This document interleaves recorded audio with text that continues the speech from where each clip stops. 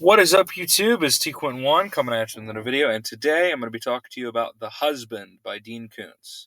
I have read a lot of Koontz in my time. Not so long ago, I probably would have called him my all-time favorite author, but his recent work has not moved me. I don't think I can give him that title anymore. It's too preachy, and he keeps hammering the same ideas and themes he's been doing since the 2000s.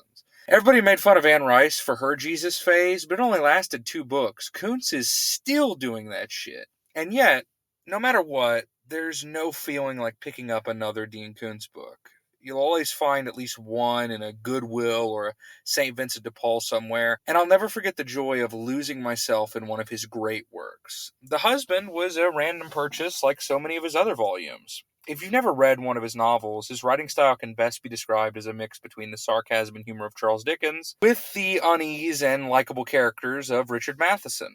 Like putting anything in a blender, sometimes you end up with a goopy mess, other times the mixture is just right. Thankfully, The Husband is in the latter category. Koontz's secret weapon has always been his structure and pacing, and he could write a tight, limited-time thriller like this with his eyes closed.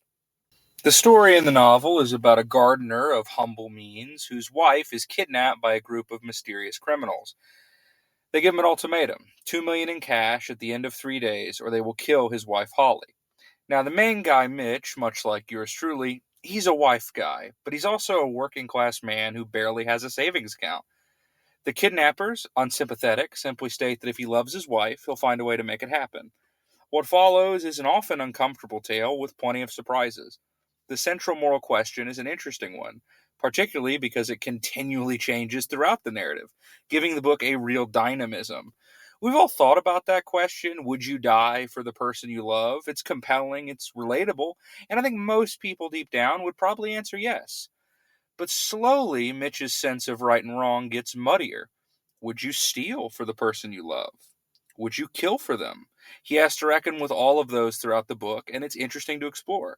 Koontz rarely deals in moral gray areas, so it was a refreshing change of pace to have the main story be so nuanced. There is a turn this book takes fairly early on that seems to be pretty polarizing. While at first the motive behind Holly's kidnapping is kept from the reader, it soon becomes clear just why she was chosen, and that the story is both more and less personal than you at first thought. I'm not going to get into spoilers, but it didn't bother me all that much. As someone who's read a fuck ton of books by old Dean, I'm used to the entire premise of his novels evolving more and more as the story goes on.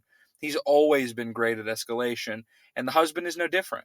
There's not a dull moment in the 400 pages of this novel, and most of his worst instincts are reined in. Like I said, when he's off, there's a lot of little things that can bog down a story, but when he's on, this is like a nitrous engine. The book's momentum is staggering. I also thought some of the directions it goes are mind-blowing. Nothing in The Husband is what it at first appears, and there are plenty of character turns and plot twists that not only shocked me, but made the story so much more than just another rescue mission. In regards to what doesn't work, while the central theme is a unique one, plenty of other ideas the book touches on are pretty par for the course for a Koontz novel. I mean, if I took a shot every time I read a flashback to an abusive childhood in one of his books, I'd have died of alcohol poisoning years ago. And I thought the ending was a little rushed. That's another trick he employs all the time, where after the climax, we'll use a time jump to avoid getting into too many specifics about how the characters actually ended up living happily ever after. That having been said, I had a lot of fun with The Husband. I think it's not his greatest novel, but yeah, it's probably in the top 10. I'll give it a 9 out of 10. This is T Quentin 1 signing out.